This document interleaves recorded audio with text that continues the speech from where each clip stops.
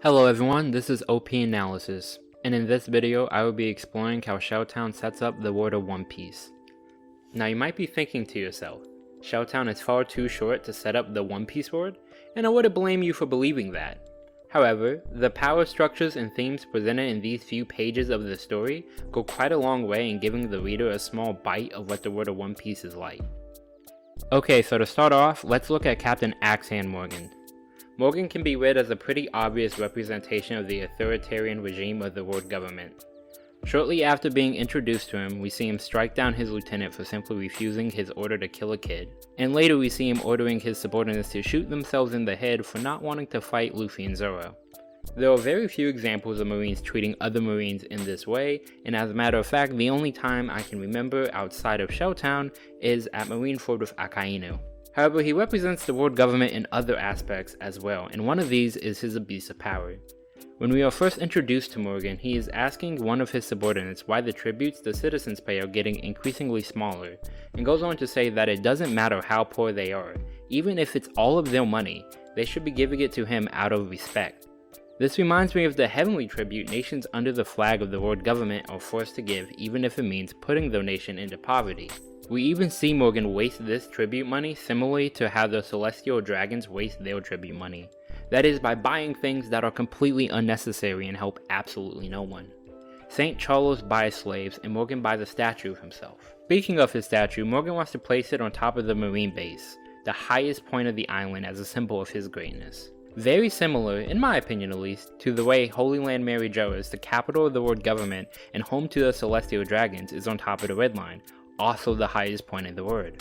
Both are meant to represent superiority over others with the ability to look down upon them. For my final point, I would like to point to Morgan's fixation on rank. In chapter 4, Morgan refers to himself as great and always right, not because it's true, although he probably thinks so, but rather because he has the highest rank there, making him superior to everyone else. He even goes as far as to say rank means everything in this world. Little did we know at that time how true what he said was, though instead of military rank, it is the class rank that matters. We see how true this is in Goa Kingdom, where it becomes obvious to us as readers that if you weren't of a certain class, you were as disposable as garbage. Through Sabo's family and Selly, it becomes clear that the life goal of many, even those who are already well off, is to achieve a better class rank. And of course the Celestial Dragons are a prime example that when you have a certain rank, you can do anything without consequence. Morgan's view of one's rank and what it means to be of a certain rank is actually an incredibly accurate representation of what rank means in the world of One Piece as a whole. Now let's move away from Morgan and move on towards his son, Helmeppo. If Morgan is the world government as a whole, then Helmeppo is a Celestial Dragon. The Celestial Dragons, as we all know, are the descendants of the 20 kings that came together to create the world government, and so their political power/authority over the world is pretty much a form of nepotism. They never did anything themselves to earn their place in the world, their ancestors did. Just like Helmeppo never did anything to earn his authority in Shelltown. I don't even think he was a Marine. His dad has all the authority, and Helmeppo just leeches said authority from his father to use as his own. But the comparison between Helmeppo and the Celestial Dragons becomes undeniable when you consider Rika's story. Here we see that Helmeppo normally does whatever he wants, and anyone who dares oppose him suffers the consequences, whether they were justified in doing so or not.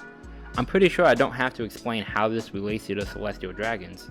The only difference is that it's Axehand Morgan who might attack you as opposed to a marine animal that will attack you.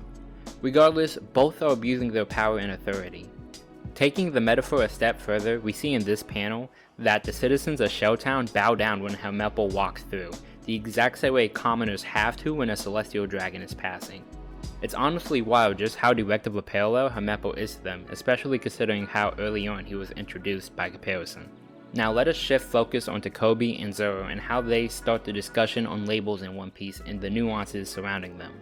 A quick note, when I say labels, I'm referring to such things as pirates and marines, good and bad, class rank, military rank, etc.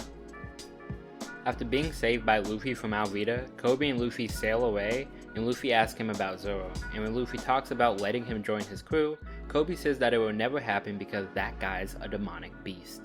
At the beginning of the very next chapter, Koby continues to describe him saying that he's like a bloodthirsty hound and a demon in human form, and goes on to say that he's in prison because he's not a good guy.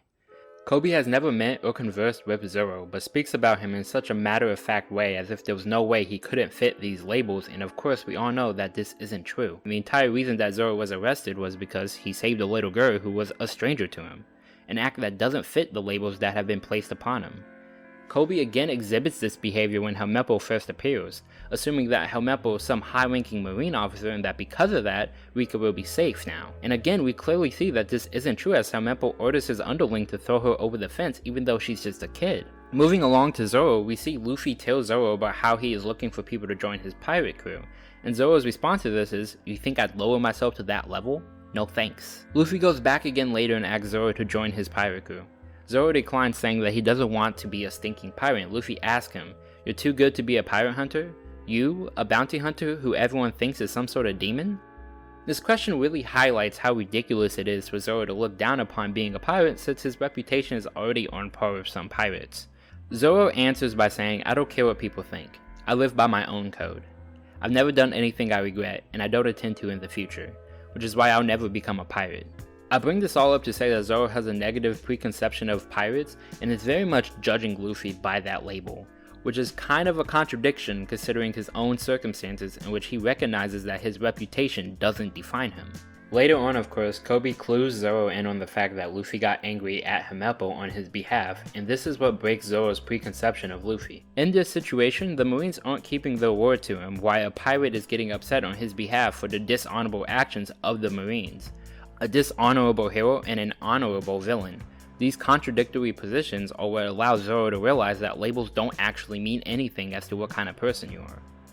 Shelltown is our introduction to the Marines, and Oda chose to show us Morgan and Helmeppo to set up the characteristics of the world government later on. He also uses this time to introduce the theme of labels and how they don't actually carry meaning, which is later expounded upon even more so during the Marineford War by Doflamingo. He did this all in the first few chapters, and the story hundreds of chapters later still follows the outline, which is insane all considering. Anyways, I hope you enjoyed, and if you did, please like and subscribe for more One Piece and general anime content. See ya.